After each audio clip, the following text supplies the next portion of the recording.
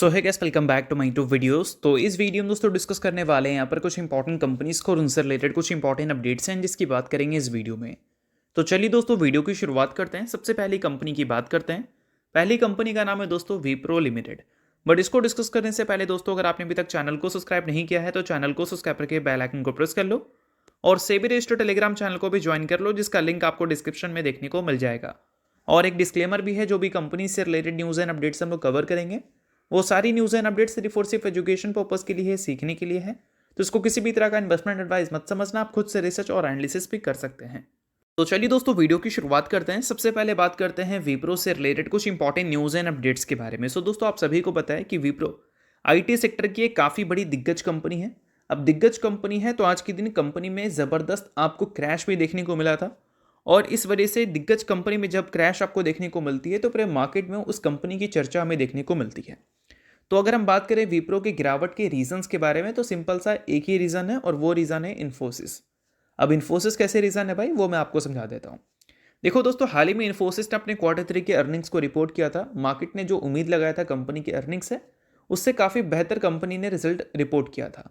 और उसी दिन इन्फोसिस एडीआर की परफॉर्मेंस हमें काफ़ी अच्छी देखने को मिली थी अमेरिकन मार्केट में, और उसको देखकर विप्रो एडीआर की भी परफॉर्मेंस अच्छी थी। और इन्फोसिस से जो मार्केट ने रिजल्ट की एक्सपेक्टेशन लगाई थी वो तो बेहतर था ही, बट इन्फोसिस ने जो गाइडेंस दिया था वो भी मार्केट को चौंका दिया था। गाइडेंस के हिसाब से भी अगर देखोगे तो मार्केट काफ़ी ज़्यादा इन्फोसिस से खुश हुई थी। और जो भी विप्रो के इन्वेस्टर हैं उनकी एक्सपेक्टेशन ये थे कि कंपनी के जो अर्निंग्स आएंगे, यानी कि विप्रो के जो अर्निंग्स आएंगे वो हमें अच्छे देखने को मिलेंगे, साथ में विप्रो के जो गाइडेंस होंगे वो भी हमें अच्छे देखने को मिलेंगे। बट विप्रो ने जो अपने गाइडेंस दिखाएं वो गाइडेंस इन्फोसिस के हिसाब से तो बिल्कुल अच्छे देखने को नहीं मिल रहे हैं, और साथ में जो कंपनी के अर्निंग्स देखने को मिले वो मार्केट एक्सपेक्टेशंस के हिसाब से भी अच्छी देखने को नहीं मिली। तो लास्ट ट्रेडिंग सेशन जो विप्रो में अच्छी तेजी दिखी थी अच्छे अर्निंग्स की एक्सपेक्टेशंस की वजह से, उसी वजह से बोल सकते हैं कि आज के दिन कंपनी में गिरावट आपको देखने को मिला है। अब देखो दोस्तों, कंपनी में गिरावट करीब आपको 9% तक की देखने को मिली, क्योंकि कंपनी के जो नेट प्रॉफिट हैं उसमें भी गिरावट हमें देखने को मिला, और साथ में कंपनी के जो गाइडेंस हैं वो भी हमें म्यूटेड देखने को मिली। तो काफ़ी सारे ब्रोकरेज हाउस की रिपोर्ट कॉशियस वाली हमें देखने को मिली, और इसी वजह से आज के दिन विप्रो में एक अच्छी खासी क्रैश हमें विटनेस करने को मिला। अब एग्जैक्ट विप्रो ने कहा क्या, तो देखो यहाँ पर मेंशन देखने को मिलेगा आपको कि विप्रो ने Q4 को लेकर ये गाइडेंस दिया है। Q1Q बेसिस पे कांस्टेंट करेंसी के टर्म में इनके जो रेवेन्यू है वो 0% से लेकर 2% तक ग्रो करते हुए नजर आ सकते हैं Q4 में, ठीक है। और अगर हम मार्केट के एक्सपेक्टेशंस की बात करें तो उससे ये नंबर थोड़ा शॉर्ट रह गई, और ये सारी चीज़ें हमें ये सिग्नल दिखाती है कि आने वाली जो डिमांड्स हैं या फिर जो अभी डिमांड्स चल रहे हैं वो थोड़ी से सॉफ्ट हैं, और Q4 में काफ़ी कम वर्किंग डेज हैं, और साथ में जो डील्स गेन जो हमें देखने को मिलती है उसमें भी काफ़ी ज़्यादा डिले देखने को मिल रही है। तो इन सारे कारणों की वजह से विप्रो की परफॉर्मेंस आज के दिन खराब रही है, और अभी विप्रो अपने 52 वीक हाई से लगभग 24.2% नीचे है। ये गिरावट अगर हटा भी दोगे तो भी कंपनी में गिरावट आपको डबल डिजिट की ही देखने को मिलती।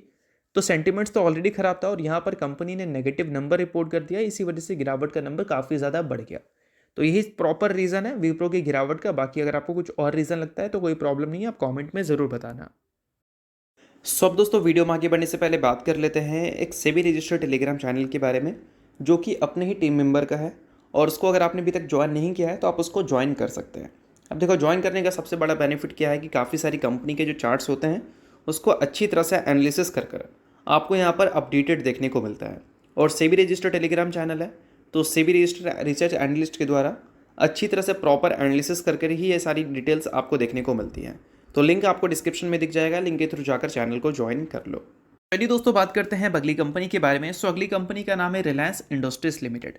अब दोस्तों अगर हम रिलायंस इंडस्ट्रीज की बात करें तो आज के दिन ये भी कंपनी काफ़ी ज़्यादा आपको फोकस में देखने को मिली थी। फोकस में रहने का सबसे बड़ा रीज़न है कंपनी का वीक परफॉर्मेंस। आज के दिन रिलायंस में करीब 3 से 4% तक की गिरावट हमें देखने को मिला था। अब किसी मिड कैप कंपनी के लिए, स्मॉल कैप कंपनी के लिए ये गिरावट आपको नॉर्मल देखने को मिल सकता है, बट रिलायंस जब आपको 3 से 4% तक गिरती है तो वेल्थ के हिसाब से ये नंबर काफ़ी ज़्यादा बड़ा हो जाता है। रिलायंस इंडस्ट्रीज लगभग 19 लाख करोड़ के मार्केट कैप पे बैठी है, और ये 3.5% की गिरावट आज के दिन रिलायंस इंडस्ट्रीज के वेल्थ में 65,000 करोड़ वाइप आउट कर चुका है। तो इस वजह से जब भी रिलायंस में गिरावट होती है तो वो वेल्थ के हिसाब से काफ़ी बड़ा बन जाता है। अभी रिलायंस में गिरावट हुई है तो इसके पीछे के रीजंस क्या है वो भी हम लोग समझेंगे। साथ में ये भी देख लो कि रिलायंस इंडस्ट्रीज अभी जो गिरावट दिखाई है रिसेंट टाइम्स में, उस गिरावट की वजह से रिलायंस इंडस्ट्रीज 3 मंथ लो पे जा चुकी है, यानी कि पिछले 3 महीने के अगर आप ग्राफ को देखोगे तो उसमें आपको रिलायंस इंडस्ट्रीज लोएस्ट लेवल पे अभी आपको देखने को मिलेगी। अब दोस्तों बात करते हैं रीजंस के बारे में। तो रीज़न सिंपल सा है, कंपनी ने अर्निंग्स रिपोर्ट किया था आई थिंक फ्राइडे को, और फ्राइडे को जो अर्निंग्स कंपनी के देखने को मिले थे उसमें कंपनी के कंसोलिडेटेड इबिट्टा फ्लैट हमें देखने को मिले सिक्वेंशियल बेसिस पे। एनालिस्ट के एक्सपेक्टेशंस के हिसाब से ये नंबर हमें कम ही देखने को मिला था, और साथ में कंपनी की टोटल अर्निंग्स की भी अगर हम बात करें तो वो भी हमें म्यूटेड ही देखने को मिली है। अब इसके पीछे का क्रेडिट कौन ले रहा है? तो ले रहा है दोस्तों रिलायंस रिटेल। बोला जा रहा है कि रिलायंस रिटेल से परफॉर्मेंस काफ़ी ज़्यादा वीक आई है, इस वजह से इनके कंसोलिडेटेड इबिट्टा में इसका साफ साफ इम्पैक्ट हमें देखने को मिला है। तो चलिए इस चीज़ को थोड़ा सा समझते हैं डिटेल में। तो देखो यहाँ पर मेंशन है, रिलायंस इंडस्ट्रीज लिमिटेड ने अपने इबिट्टा को 50,932 करोड़ रिपोर्ट किया। Q1Q बेसिस पे 1.1% की ग्रोथ हमें देखने को मिली, ईयर ऑन ईयर बेसिस पे 6.1% की ग्रोथ देखने को मिली। अब ये नंबर मार्केट थोड़ा ज़्यादा उम्मीद कर रही थी, मार्केट उम्मीद ज़्यादा कर रही थी, बट वो चीज़ें हुई नहीं है। क्यों भाई? क्योंकि अगर हम रिटेल की बात करें, यानी कि इसके रिटेल सेगमेंट के बारे में, तो उसके तरफ से जो ग्रॉस रेवेन्यू हमें देखने को मिला वो 8.1% से ग्रो करता हुआ दिखा ईयर ऑन ईयर बेसिस पे, जो कि मार्केट के हिसाब से म्यूटेड है। मतलब मार्केट ज़्यादा उम्मीद कर रही थी बट वैसे ही देखने को नहीं मिली। इबिट्टा में तो ईयर ऑन ईयर बेसिस पे सिर्फ हमें 1.3% की ही ग्रोथ देखने को मिले, जो कि सेकंड हाईएस्ट कंट्रीब्यूटिंग सेगमेंट है रिलायंस इंडस्ट्रीज का ये। और इसी वजह से टोटल अर्निंग्स इसका डैमेज हुआ, क्योंकि रिटेल सेगमेंट की तरफ से इबिट्टा में कंट्रीब्यूशन कुछ खास अच्छी आई नहीं ग्रोथ के मामले में अगर हम देखें तो। और दोस्तों अगर हम डिजिटल बिजनेस की बात करें तो उसका इबिट्टा तो Q1Q बेसिस पे 2.3% से ग्रो किया है, but year on year basis पे इसका ग्रोथ रेट बाकी अलग बिजनेस के मुकाबले काफ़ी बेहतर है, क्योंकि 16.4% की ग्रोथ यहाँ पर आपको देखने को मिल रही है, यानी कि जियो की बात हो रही है। तो ओवरऑल यही एक प्रॉपर रीज़न है रिलायंस इंडस्ट्रीज की गिरावट का, बट उसके साथ एक और चीज़ को भी आप अटैच कर सकते हैं। अभी देखोगे तो पिछले कुछ टाइम से one sided fall Reliance face कर रही है।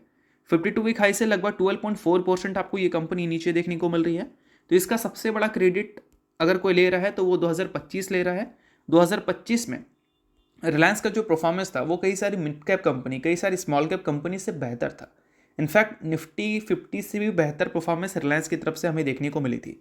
अब 2025 में जो अच्छी परफॉर्मेंस आई थी उसकी परफॉर्मेंस रिपीट भी हो सकती थी, बट एक प्रॉफिट बुकिंग वाली सिनेरियोस अभी इसीलिए देखने को मिल रही है क्योंकि multiple concern Reliance industries recent times में फेस की है। इसमें एक कंसर्न तो था कि रशियन ऑयल रिलायंस इंडस्ट्रीज अब इंपोर्ट नहीं कर रही है, जो कि उनको डिस्काउंट में मिल रहा था, और इन सारे कारणों की वजह से उनके जो इबिट्टा है वो डैमेज फेस करेंगे, लगभग 3,000 करोड़ से रिपोर्ट्स कह रहे थे। तो इन सारी चीज़ों की वजह से बोल सकते हैं जो 2025 में परफॉर्मेंस अच्छी थी उसकी प्रॉफिट बुकिंग अभी रिलायंस इंडस्ट्रीज फेस कर रही है, और जो भी नेगेटिव न्यूज़ आ रहा है उसका साफ साफ इम्पैक्ट रिलायंस इंडस्ट्रीज में हमें देखने को मिल भी रहा है। तो यही सारी चीज़ें हैं दोस्तों जो कि आपको नोट करनी है। बाकी बात करें अगली कंपनी के बारे में, तो नाम है दोस्तों InfoBeans technologies limited. Recently company के बोर्ड ने दोस्तों डिसाइड किया है कि ये 22 जनवरी को बोर्ड मीटिंग कंडक्ट करेंगे, जिसके आउटकम में कंपनी Q3 के रिजल्ट हमें शो करती हुई नजर आएगी, और साथ में उस बोर्ड मीटिंग में कंपनी डिस्कस करेगी बोनस शेयर, और प्रपोजल अगर अप्रूव हो जाता है तो ये कंपनी की तरफ से आपको बोनस भी सुनने को मिल सकती है रिजल्ट के साथ। तो अगर आप इस कंपनी के शेयर होल्डर हैं तो बेशक 22 जनवरी का डेट आप नोट कर सकते हैं। नेक्स्ट बात करते हैं दोस्तों IRFC के बारे में, यानी कि Indian railway finance corporation limited. But इसको डिस्कस करने से पहले अगर आपने अभी तक सेबी रजिस्टर्ड टेलीग्राम चैनल को ज्वाइन नहीं किया है तो उसको जाकर आप ज्वाइन कर लो, लिंक आपको डिस्क्रिप्शन में देखने को मिल जाएगा। काफ़ी सारी कंपनी से रिलेटेड न्यूज़ एंड अपडेट्स आपको यहाँ पर देखने को मिलती है। उसके अलावा कई सारी कंपनी के टेक्निकल्स को प्रॉपर एनालिसिस कर यहाँ पर अपडेट किया जाता है, जिसको भी आप चेकआउट कर सकते हैं बिल्कुल फ्री ऑफ कॉस्ट। तो लिंक डिस्क्रिप्शन में है, लिंक के थ्रू जाकर चैनल को बिल्कुल फ्री में आप ज्वाइन कर लेना। अब दोस्तों बात करते हैं IRFC के बारे में। तो आज के दिन IRFC काफ़ी फोकस में है क्योंकि कंपनी के अर्निंग्स आने वाले हैं। अर्निंग्स की बात करें तो पिछले कुछ टाइम से कंपनी के जो अर्निंग्स हैं वो मार्केट एक्सपेक्टेशंस के हिसाब से छोड़ो, ग्रोथ भी कंपनी नहीं दिखा पा रही है।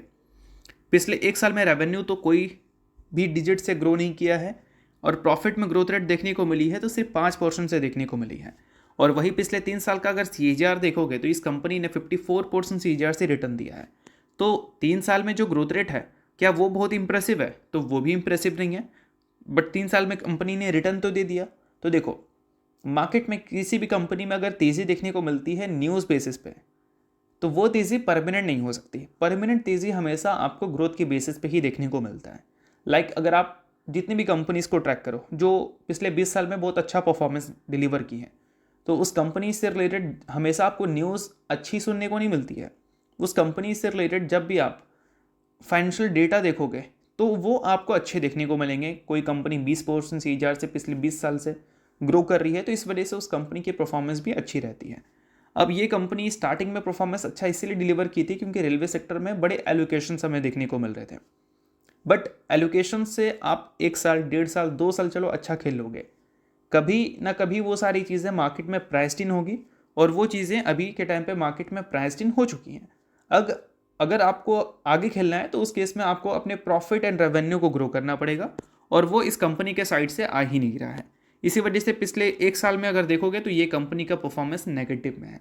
तो इस बार जो कंपनी के अर्निंग्स आएंगे वो अर्निंग्स से एक्सपेक्टेशन ये होगी भाई कि ईयर ऑन ईयर बेसिस पे एटलीस्ट आप डबल डिजिट की ग्रोथ दिखाओ, कुछ नहीं तो 10% ही दिखाओ, बट दिखाओ।